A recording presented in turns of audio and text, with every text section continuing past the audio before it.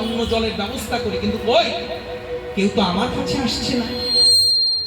আর প্রত্যেকে এক লেঙ্গিধারী বাবাজি এসেছে, শুনেছি মুসলমানের থেকে হিন্দু বৈরাগী হয়েছে, তার কাছে সবাই যাচ্ছে। কে পারিস, কে পারিস ওই লেঙ্গিধারী বাবাজিকে বনগা বেনাপোল থেকে তাড়াতে? আমি পারি, আমি পারি। কেলো জানো? বাইজি লক্ষ্মীরা। কবি বলছেন নাম হচ্ছে লক্ষ্মী। এত সুন্দর দেখতে, এত উজ্জ্বল, এত সুন্দর যে লক্ষ্মীরাকে এক জায়গায় রাখলে তার যেমন জ্যোতি প্রকাশ হয়, সেই রূপের অধিকারিণী ছিল লক্ষ্মী। সাত করে রামচন্দ্র খাতার নাম রেখেছিল বাইজি লক্ষ্মীরা। আরে কি লক্ষ্মী, তুমি তুমি পারবে, তুই পারবে ওই লেঙ্গিধারী বাবাজিকে বনগা বেনাপোল থেকে তাড়াতে? আরে রামচন্দ্র, কি ভাবছো? আমার এই রূপ দেখে কত রাজা মহারাজা পাগলা হয়ে গেছে, কত জনাকে গান শুনিয়ে আমি কত টাকা পয়সা বকশিস পেয়েছি নাচ দেখিয়ে। আর সামান্য একটা লেঙ্গিধারী বাবাজি, তার মন ভুলাতে পারবো? তুমি কোনো চিন্তা করো না, আমি আজই যাবো। আরে শোনো শোনো লক্ষ্মী, যাবে তো ভালো কথা, কিন্তু প্রথম রজনীতে যেও না। কেন জানো? এই প্রথম রজনীতে এই গ্রামের সকল মানুষ সেখানে থাকে, ওই লেঙ্গিধারী বাবাজির সঙ্গে বসে বসে নাম কোনো কীর্তন করে। তখন তুমি যাবে, তুমি যাবে মধ্যরাত্রে, যখন কেউ থাকে না, শুধু বাবাজি বসে থাকে, ওই সময় তুমি বাবাজিকে ভুলাতে যাবে। ঠিক আছে, তোমার কোনো চিন্তা নেই, আমি আজই রাতের বেলা ওই লেঙ্গিধারী বাবাজির মন ভুলাতে যাবে। যেমন কথা তেমনি কাজ। বাইজি লক্ষ্মীরা হরিদাস ঠাকুরকে ভোলাতে যাবেন বলে সন্ধ্যেবেলা থেকেই সাজতে শুরু করে। মাথায় ফুলের মালা বেঁধেছে, দামি শাড়ি পরেছে, স্বর্ণ অলঙ্কার গায়ে দিয়েছে। হ্যাঁ, অপূর্ব অপূর্ব তার শোভা। তাই বৈষ্ণব ওই পদ লিখলেন, সাজায়ে যৌবন ডানা মাথে বাঁধে ফুল ও সাজায়ে যৌবন ডানা মাথে বাঁধে ফুল ও মালা রে।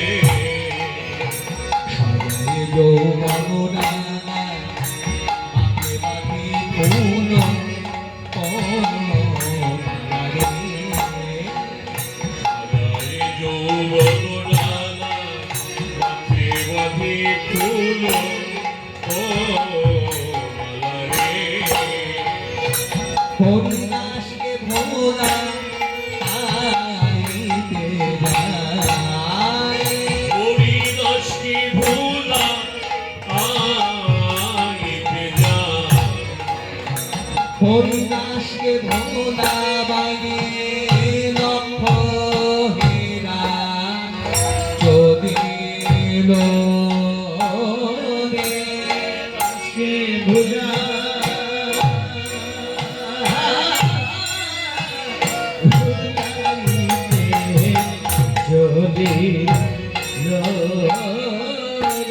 ফুলের মালা বেঁধে মাথে হরিদাসকে ভোলাইতে, মালা বেঁধে মাথে হরিদাসকে ভোলাইতে।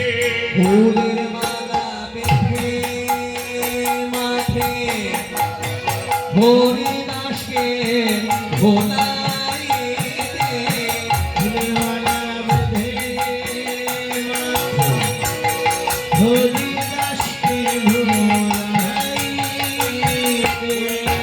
বেঁধে মাথে হরিদাসকে ভোলাইতে। ফুলের মালা বেঁধে মাঠে হরিদাসকে ভোলাইতে, জয় রে শোভার মালাই জয় রে। ফুলের মালা বেঁধে মাথে যাইরে শোভার মালাই যাইরে। ফুলের মালা বেঁধে মাথে যাইরে শোভার মালাই যাইরে। ফুলের মালা বেঁধে মাথে লক্ষ্মীরা চদিল। যেমন কথা তেমনি কাজ। হ্যাঁ, অপূর্ব শোভা।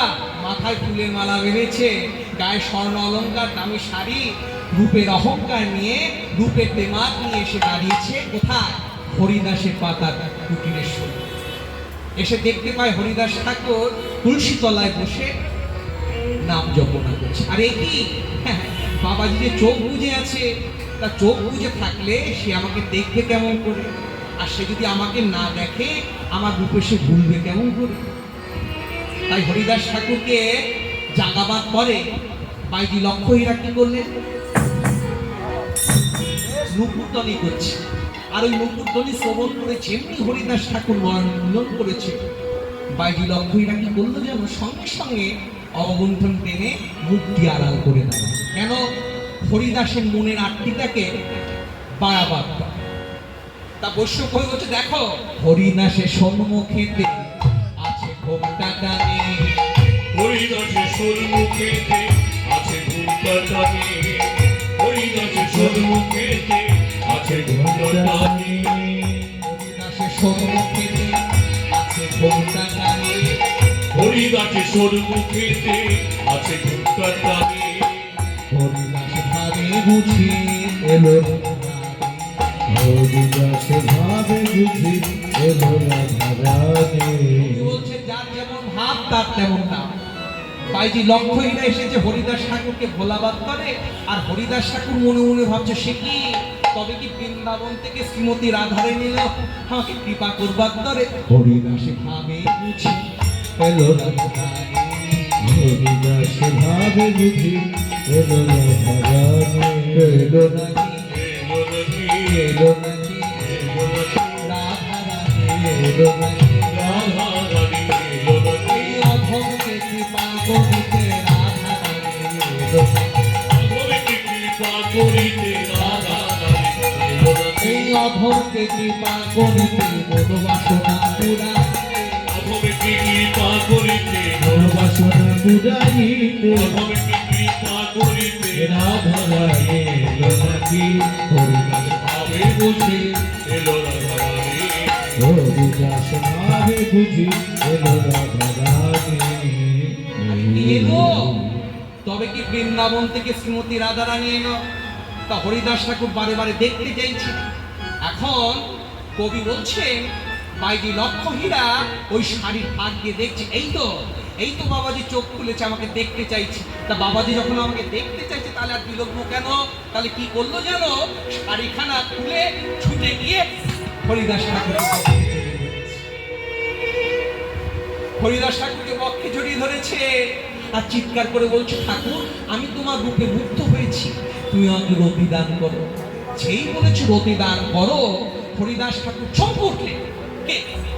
কেউ রতিদান? এখন আমি কি করব, কি বলবো? অন্তর্যামী ভগবান অন্তর থেকে জানিয়ে দিল, ওরে তোকে কিচ্ছু করতে হবে না, শুধু ওর কর্ণে একটু হরি নাম শুনিয়ে দে। যেমন কথা তেমনি কাজ। তাই বাইজি লক্ষ্য হীরা হরিদাস ঠাকুরকে বলছে, ঠাকুর তুমি আমাকে রতি দান করো। আর হরিদাস ঠাকুর বলছে, বসো মা বসো। ইশারায় বলছে, বসো। এখনো আমার 1 লক্ষ নাম বাকি, আমি নাম পূর্ণ করি, তারপরে আমি তোমার মনোবাসনা পূর্ণ করব। হরিদাস ঠাকুর বলছে, এখনো আমার 1 লক্ষ নাম বাকি। আর বাইজি লক্ষ্য হীরা ভাবছে এইটুখানি বাকি। তো এইটুখানি যখন বাকি, তাহলে বসি। আর যেমনি বসলেন, হরিদাস ঠাকুর উচ্চ স্বরে হরিনাম সংকীর্তন শুরু করলেন।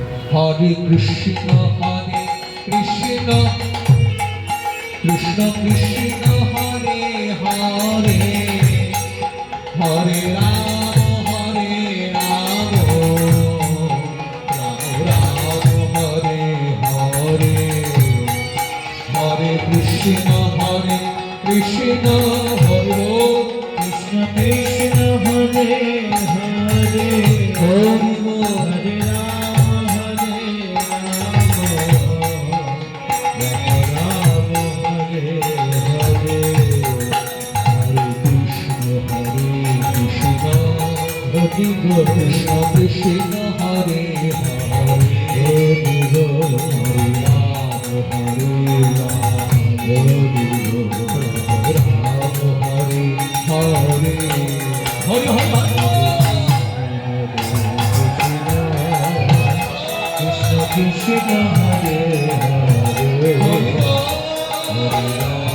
হরে রাম হরে রাম হরি দেখতে দেখতে সকাল হয়ে গেল। আর এ কি? হ্যাঁ, আমি বসেছিলাম একটুখানি বাকি, তা হরিনাম শ্রবণ করতে করতে দেখছি সকাল হয়ে গেল। এ বাবাজি কি কোনো জাদু জানে? ঠিক আছে বাবাজি, আমি প্রতিজ্ঞা করেছি 3 দিবসের মধ্যে আমি তোমাকে ভোলাবো। যদি আমি তোমাকে ভোলাতে না পারি, যদি টলাতে না পারি, এই বাইরে লক্ষ্যরা তোমার চরণে আত্মসমর্পণ করব। আমি আজও আসবো, আজ আমি আমার কণ্ঠের গান শুনিয়ে তোমার মন ভোলাবো। যেমন কথা তেমনি কাজ। বাইরে আজও এলো, আর যেমনি এসেছে হরিদাস ঠাকুর বলছে, বসো মা বসো, এখন আমার 1 লক্ষ নাম বাকি। না ঠাকুর, আজকে আর বসতে আসিনি, কালকে সারাটা রাত তুমি আমাকে বসিয়ে রেখেছো। কালকে তুমি সারা রাত তোমার কণ্ঠের গান শুনিয়েছ, আজকে আমি আমার কণ্ঠের গান শুনিয়ে তোমার মনোপ্রাণ ভুলিয়ে দেবো, তোমাকে শীতল করে দেবো। যেমনি কথা তেমনি কাজ। হরিদাস ঠাকুর শুরু করলেন হরিনাম সংকীর্তন, আর বাইকে শুরু করলেন নিজের গান। হরে কৃষ্ণ হরে কৃষ্ণ কৃষ্ণ কৃষ্ণ হরে হরে হরে রাম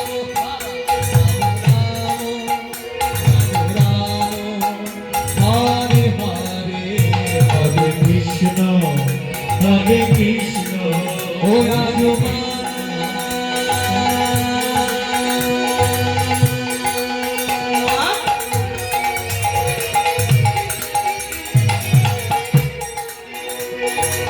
কোলো কোলো নামে পিয়া কোলো বলো বলো বলো প্রিয়া বলো বলো রে বলো বলো বলো প্রিয়া বলো হরে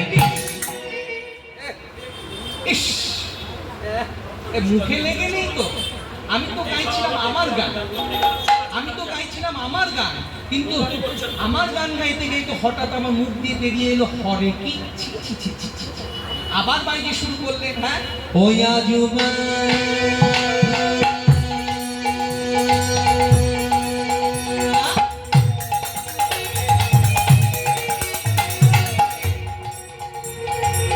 কোলো কোলো নামে পিয়া বলো বলো বলো বলো প্রিয়া বলো বলো বলো বলো বলো প্রিয়া বলো হরে কৃষ্ণ হরে কৃষ্ণ কৃষ্ণ হরে হরে হরে রাম হরে রাম রাম রাম হরে হরে সকাল হয়ে গেল। আশ্চর্য বাবাজি, আমার রূপ দেখে ভুলবে না, আমার কণ্ঠের গান শুনে তুমি বললে না। আজও সকাল হয়ে গেল, আমি আজও আসবো। আজ আমার নৃত্য দেখে তোমার মন ভোলাবো। আমার গান শুনে, আমার নৃত্য দেখে কত রাজা মহারাজ আমাকে টাকা পয়সা বকশিশ দিয়েছে। আমার রূপ দেখে কতজনের মন ভুলিয়ে দিয়েছে। আর সামান্য লেঙ্কিধারী বাবাজি তোমার মন ভুলাতে পারবো না। আমি আজও আসবো। আজও বাইজি লক্ষ্য এরা এলো। হ্যাঁ, আজও এলো। হরিদাস ঠাকুর বলছে, মা বসো বসো। না ঠাকুর, আজকে আর বসতে আসি, আজ আমার নৃত্য দেখে তোমার মন ভোলাবো। তাই বাইজি লক্ষ্যরা শুরু করলেন নৃত্য, আর হরিদাস ঠাকুর শুরু করলেন হরিনাম সংকীর্তন। হরে কৃষ্ণ হরে কৃষ্ণ কৃষ্ণ কৃষ্ণ হরে হরে হরে রাম হরে রাম রাম রাম হরে হরে হরে কৃষ্ণ হরে কৃষ্ণ কৃষ্ণ কৃষ্ণ হরে হরে হরে রাম রাম রাম হরে হরে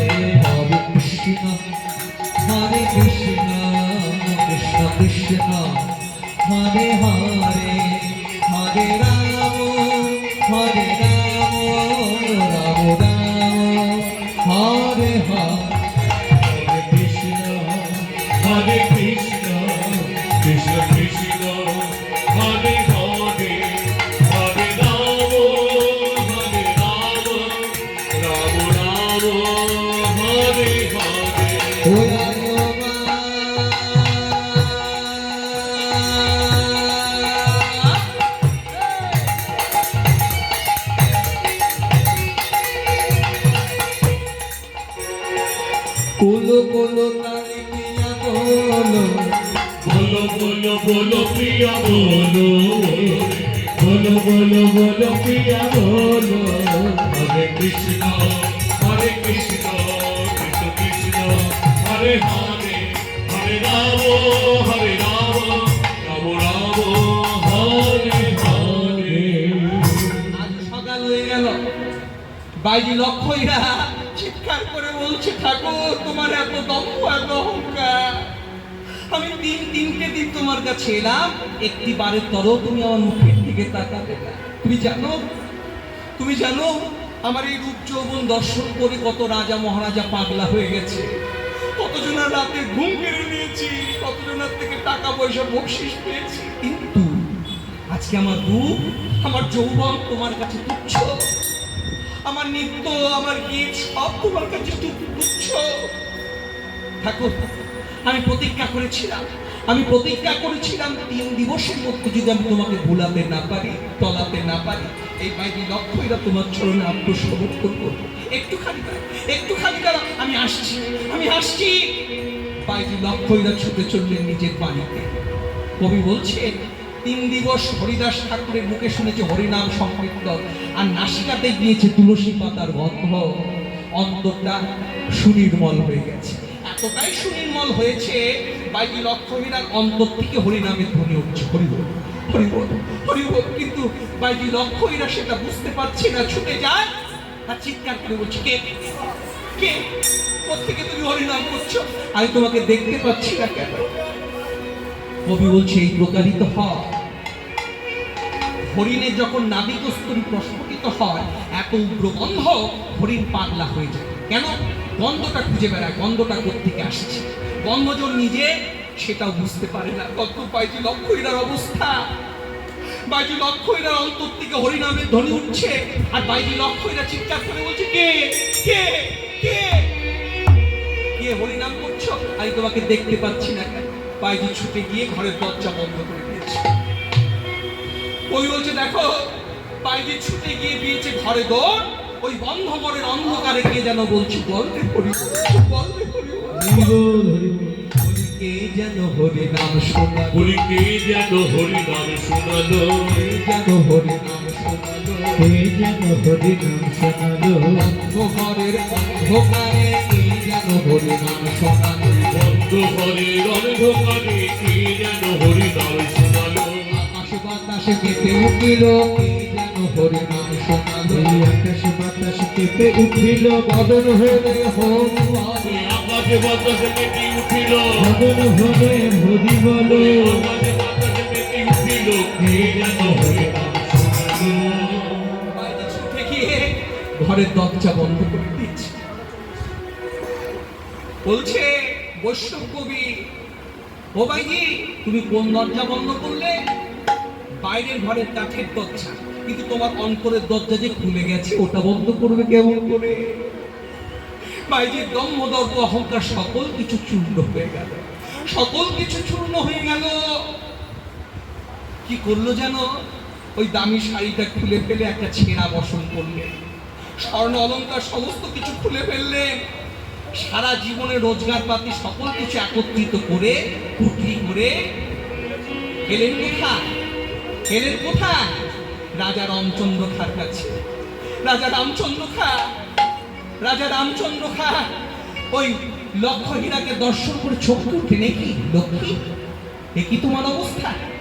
তুমি না বাইরে, তুমি না ওই লেঙ্গিধারী বাবাজিকে ভুলাতে গিয়েছিলে, পারিনি রামচন্দ্র, পারিনি।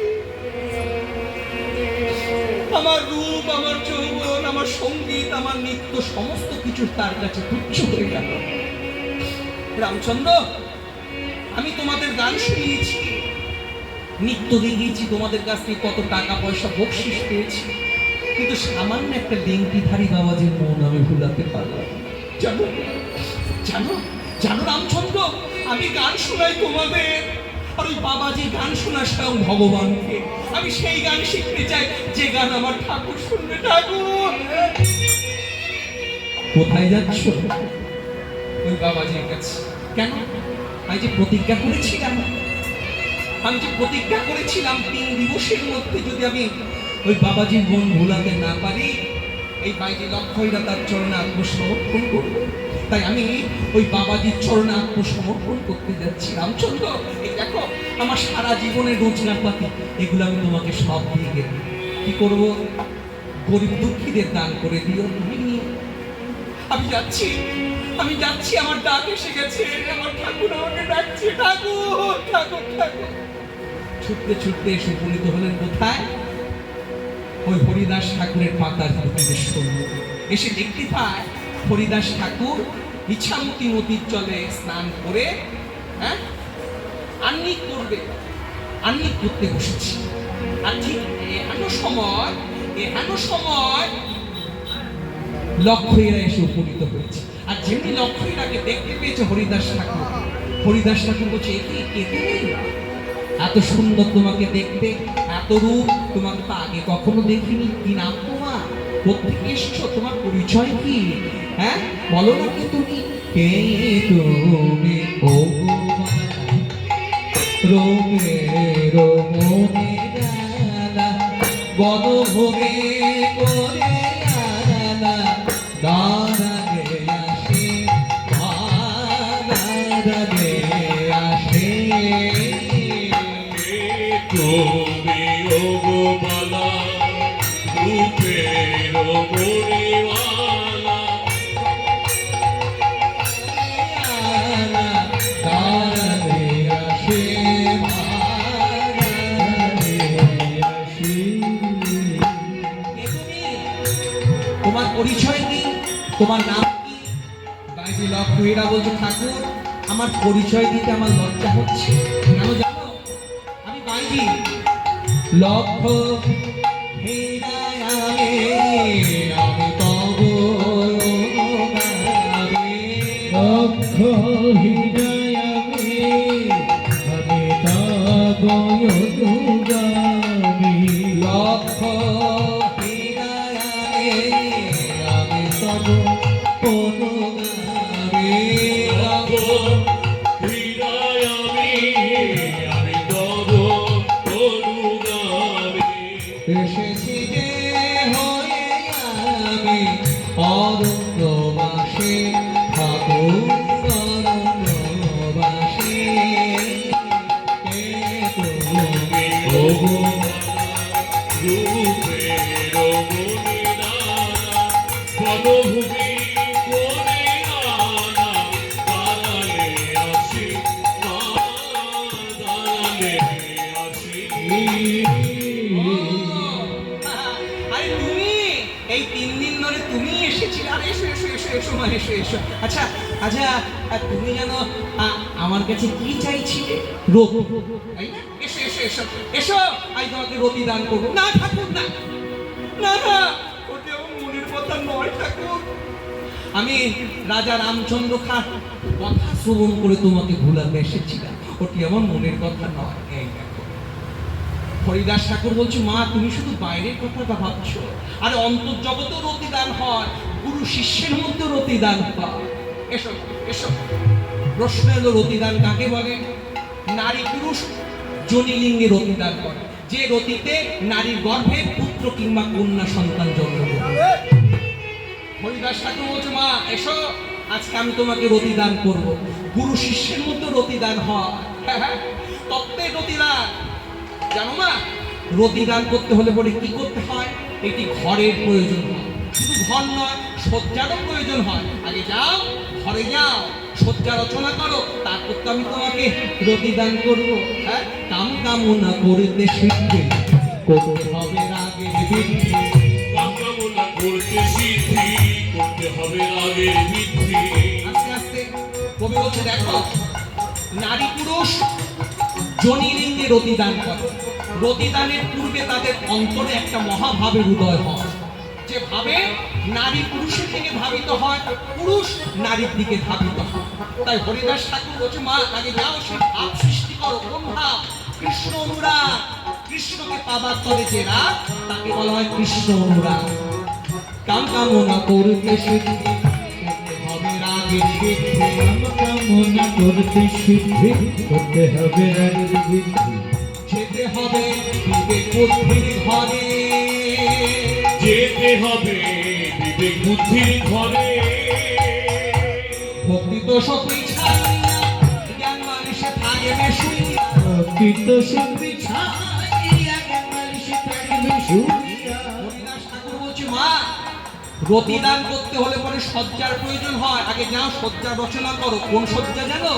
ভক্তি তো সবই ছাড়িয়া জ্ঞান মানুষে থাকবে শুনিয়া। ভক্তি তো সব বিচাইয়া জ্ঞান মানুষে থাকবে শুনিয়া। অনুরাগে হেই মা অনুরাগে কোন শয্যার উপরে অনুরাগে ফুল সজ্জার পদে। এবার রতিদান হবে কেমন করে? নারী পুরুষ জনি লিঙ্গে রতিদান করে। হরিদাস ঠাকুর বলছে এখানেও জনি আছে, এখানেও লিঙ্গ আছে। কোন জনি জানো? কোন লিঙ্গ জানো? শিষ্যের হবে বর্ণ জনি, গুরুর জীবা লিঙ্গ। সে হবে কর্ণজনে গুরু জীবলিঙ্গ খানি।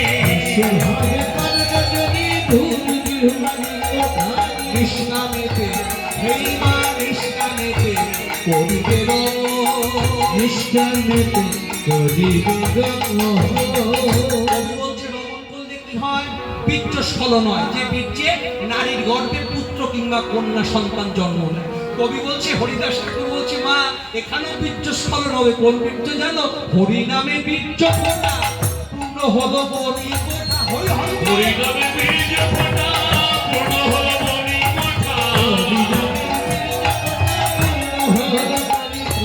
চিন্তানিত হৃদয় আশাদো।